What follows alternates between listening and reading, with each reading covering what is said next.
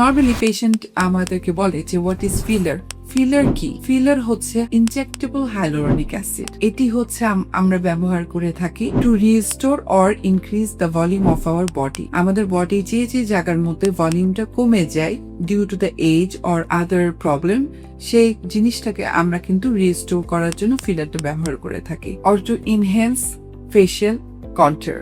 So filler কোথায় কোথায় ব্যবহার হয়? অ্যাকচুয়ালি ফিলার ব্যবহার হয় লিপস এর মধ্যে যখন এজের কারণে দেখা যায় কিছু রিঙ্কেলস এবং ভলিউমটা কমে যায়, তখন কিন্তু আমরা লিপসে ফিলার ব্যবহার করতে পারি।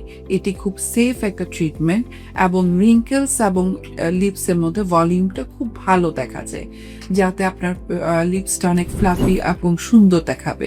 এবং এটা যে এজের কারণে এটা নয়, এটা সৌন্দর্যের কারণেও কিন্তু আমরা এখন ইউজ করে থাকি এবং ইটস ভেরি সেফ। এটা লিপসে কোনো ক্ষতি করে না। এবং অনেক কারো দেখা যায় লিপসের মধ্যে একটু ব্ল্যাক ডার্ক বা এরকম কিছু একটা আসে, এটা কেউ স্মোকিং না করলেও অনেক সময় ফ্যামিলিগত বা অন্যান্য কারণে চলে আসে, তো এটা কিন্তু সামান্য কারেকশন হয়ে যায়। এরপরে দেখা যাচ্ছে চিকও আমরা কিন্তু ফিলার ব্যবহার করে থাকি। ফিলার ব্যবহার করার চিকের কারণেই হচ্ছে অ্যান্টি এজিং। স্যাগি ফেস যখন আমাদের ফেসের মধ্যে দেখা যায়, এই চিকের মধ্যে ভলিউমটা কমতে থাকে, তখন কিন্তু ফেসটা স্যাগি হয়ে যায়। এর কারণটাই হচ্ছে আমরা এই জায়গাটার মধ্যে ভলিউম যদি আবার রিস্টোর করে দেই, তাহলে কিন্তু আপনার ফেসটা আপলিফট হয়ে যাবে অ্যান্ড ইয়াং লুকটা আবার চলে আসবে। দেন দেখা যায় অনেক সময় অনেক কারো নোজের ব্যাপারটা, নোজ অনেক সময় কারো আঁকা বাঁকা থাকে বা ওরা শেপ থাকে না বা ফোঁচা থাকে, অনেক কারো নোজটা কারেকশন করার জন্য কিন্তু আমরা ফিলার ব্যবহার করে থাকি। এরপরে আসে হচ্ছে ম্যারিনেট লাইন, যেটাকে আমরা বলি,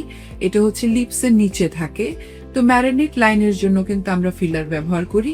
এবং ন্যাজোলেবিয়ান ফোল্ড, সবার একটা সমস্যা ন্যাজোলেবিয়ান ফোল্ড, যখন আমাদের এই জিনিসটা অনেক বাল্কি হয়ে যায়, ন্যাজোলেবিয়াল ফোল্ডের ভাঁজটা অনেক বেশি পড়ে যায়। তো এটা অনেক কারো আনকমফোর্টেবল বা কনফিডেন্সটা অনেক কমিয়ে দেয়।